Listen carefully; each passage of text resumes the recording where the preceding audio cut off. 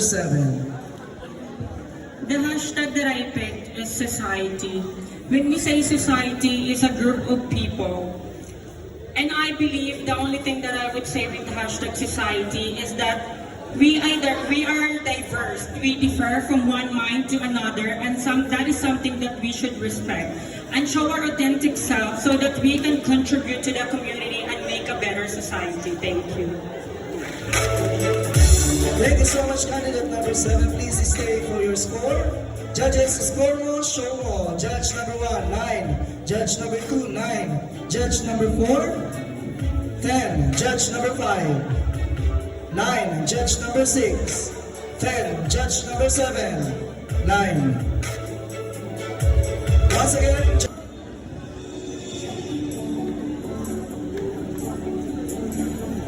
and your hashtag is, can I see? Hashtag judgment. Hashtag judgment. Sa buhay namin mga transgender, LGBTQI community, we're always been judged by so many people. But at the end of the day, we are here standing in front of you right now. Pinapalakpakan, hinihiyawan, dahil sa amin ang gawin ito. Ladies and gentlemen, I firmly believe that each and every one of us is equal in the eyes of God. He is the only one who's created us. No matter what will happen at the very end of the day, we're breathing the same air, drinking the same water, living on the same land. Thank you so much. Thank you so much, candidate number 9. Please stay for your score. Judges, score mo, show mo. Judge number 1, 10. Judge number 2, 10. Judge number 4, 10. Judge number 5, 9. Judge number 6, 10. Judge number 7, 10. Thank you so much, judges. Thank you so Hashtag equality. Mga gilo ko po mga hurado at mga manunood, ang aking naihinuwa sa salitang aking nabunod ay ang pagkakapantay-pantay o hashtag equality. Para po sa akin, ito po ang dapat natin ginagawa ngayon, ang matuto makipagpantay-pantay. Mga gilo ko mga hurado at mga manunood, ito po ay isang maling bagay. Uumpisa ko na po sa mga kapwa ko mga kabaklaan na naghihilahan, nagbababaan upang maging maangat.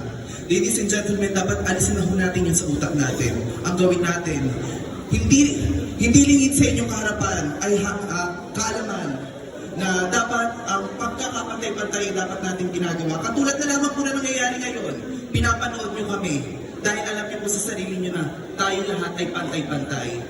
Lahat ng gawa ng Panginoon ay pantay-pantay. Kaya mga gilo kong mga hurado at mga manunood, alisin na po natin sa ating utak na ang mga diskriminasyon o kung ano man po yan, kung ikaw man ay mayaman, mahirap, lahat po tayo dito ay pantay-pantay or hashtag equality. Yun lamang po at maraming salamat po. Thank you so much, candidate number 10. Please stay for your score. Once again, candidate number 10, please stay for your score. Judges, score mo, show mo. Judge number 1, 9. Judge number 2, 9. Judge number 4, 10. Judge number 5, 9. Judge number 6, 10. Judge number 7, 10. Thank you so much, judges. Thank you so much.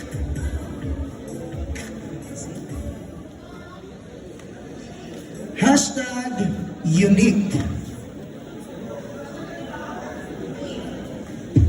Hello. Maraming salamat po sa hashtag na ito na hashtag unique. Andito po ako sa inyong harapan. Nung una nahihiya po ako, honestly. Then pinush po ako ng mga kaibigan ko na sumali dito.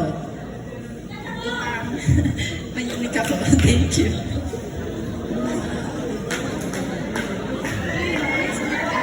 Thank you so much, candidate number 11. Please stay for your score. Judges, score mo, show mo. Judge number 1, 8. Judge number 2, 7. Judge number 4, 7. Judge number 5, 8. Judge number 6, 8. Judge number 7, 7. Thank you so much, judges. And your hashtag is acceptance. I would like to clarify first, is there any time limit? No. Okay. Thank you so much for that wonderful question.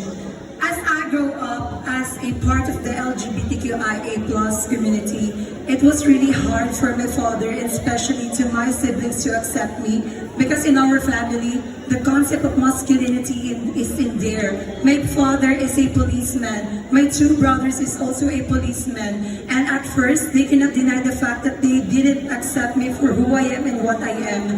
And hashtag acceptance. I believe that hashtag acceptance must be tolerated and should be applied here in our society because after all, our world is revolving, should I say, and we keep on existing. There are so many changes that are happening in our world right now, and the only constant thing here in this world is change. So therefore, let's accept one another's individual differences because after all, regardless of what is your sexual orientation, your gender identity, to what you are and who you are, for as long as you can be an inspiration to other people, then it doesn't matter anymore. We should accept one another. I myself, I would like to tell my story. I am a student by morning, a businesswoman in the afternoon, and a contesera at night. I am doing all my resources so just I can prove to my family na katanggap-tanggap ako at hindi ako tagabal kung ano man ang seksualidad ko bilang tao. Kaya sa mga magulang mo na naririto, nais ko lamang ipaalala sa inyo na kung ang mga anak nyo man ho ay bakla, tomboy o parte ng LGBTQIA plus community, tanggapin nyo ho, mahalin nyo ho, dahil wala hong masama sa pagiging bakla. Ang mga kapatid naming lalaki at babae mag-aasawa at lilisan at iiwan ng kanilang nanay at tatay. Ngunit kaming mga bakla na anak ay ang mag-aalaga sa mga magulang nila kahit na tumanda sila. Kaya wag na wag po nating kaila at dapat nating i-imply ang hashtag acceptance. Maraming salamat po. Thank you so much, Madeline. Number 2, please stay for your score. Judges, score mo, show mo. Judge number 1, 10. Judge number 2, 10. Judge number 4, 10. Judge number 5, 10. Judge number 6, 10. Judge number 7, 10. Thank you so much, judges, and thank you so much, candidate number 12. And your hashtag is same-sex marriage. Maraming salamat po sa inyong hashtag. Hashtag same-sex marriage. Para po sa akin, in my own opinion, hindi po ko agree sa same-sex marriage. Bakit? Dahil para po sa akin, hindi po sukatan ang pagpapakasal para mapatunayan ang pagmamahal ng iyong partner. Bagkus, ako po ay pabor sa civil union na kung saan ay kikilalanin ng batas na ikaw ay kanyang partner. Na kung sakaling siya'y mamatay, ang inyong mga ari-arian na pinagpundar niyong dalawa ay maaari mong makamit. Dahil sa ating bansang Pilipinas, tayo'y Kristiyano, tayo'y Katoliko. Imposibleng mapabatas ang same-sex marriage. Kaya para po sa akin, dapat natin ipasa ang civil union na kung saan magkakaroon ng karapatan kaming mga LGBT community na kilalanin ng batas ang aming mga partner. Yun lamang po at maraming salamat. Thank you so much, candidate number 14. Please stay for your score. Judges, score mo, show mo. Judge number 1, 9. Judge number 9, 2, 9. Judge number 4, 9. Judge number 5, 9. Judge number 6, 9. Judge number 7, 9. Thank you so much, judges. And thank you so much, candidates. Judge number. I pick judge number 2. Judge number 2. Judge number 2, please.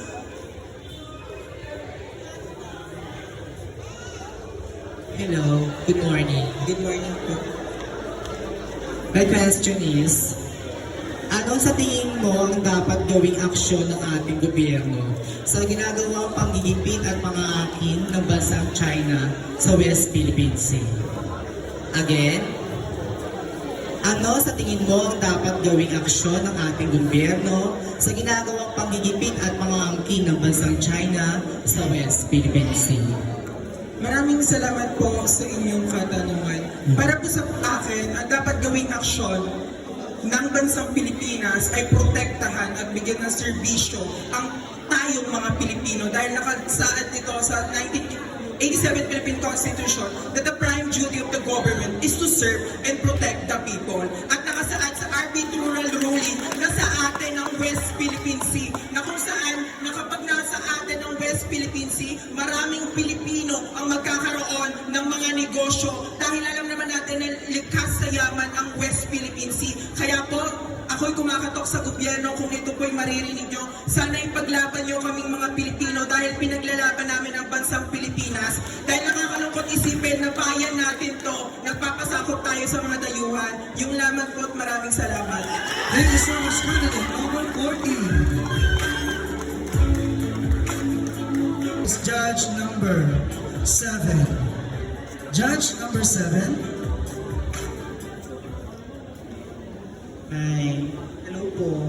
Okay, so we often cries for equality, acceptance and respect. Would you rather be tolerated or accepted? Why and why not? Mga ginukumaurat at mga mananood, ang katanungan na naipatong sa aking balikat ay sa papayag daw po ba ako na kaming mga homoseksual o parte ng LGBT ay papayag po ba kami na i-tolerate or tanggapin ng sosyedad.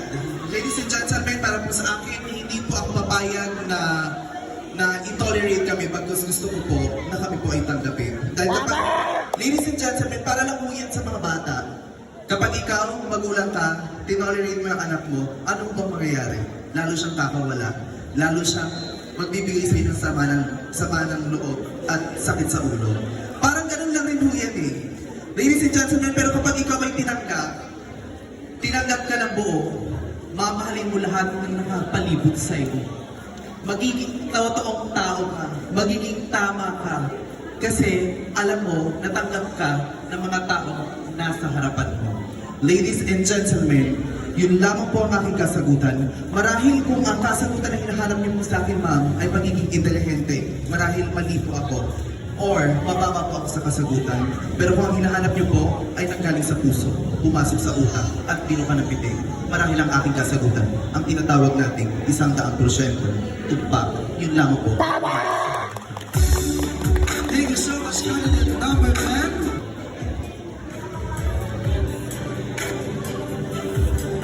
I picked Honorable Judge number 6. Judge number 6. Good morning, sir.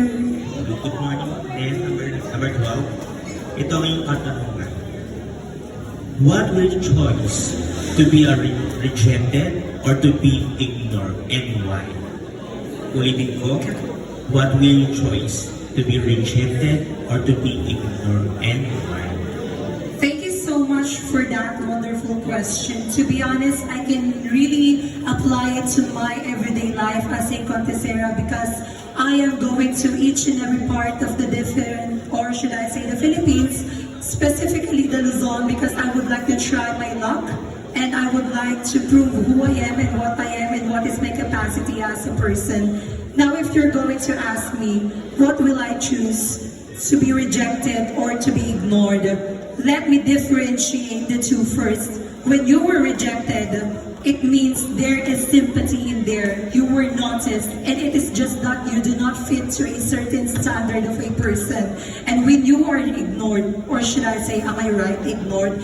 And when you are ignored, it simply means that at the first place, you don't have any chance, and they don't like you at all costs. As a life of a contesera, I'd rather choose to be rejected because a rejection can be a stepping stone for me to be a better person so that I can identify to what is something wrong about me so I can change it and I can be a better person.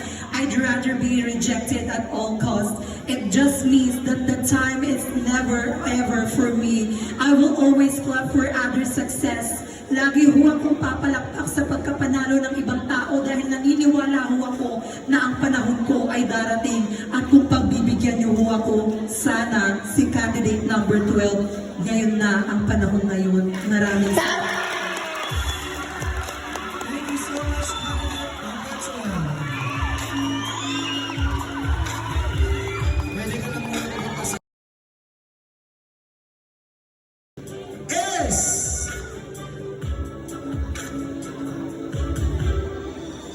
Garnering an average score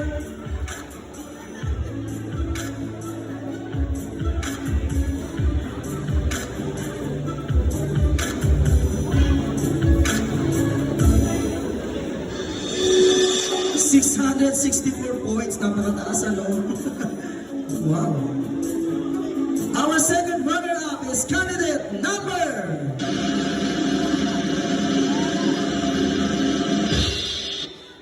Candidate number 14.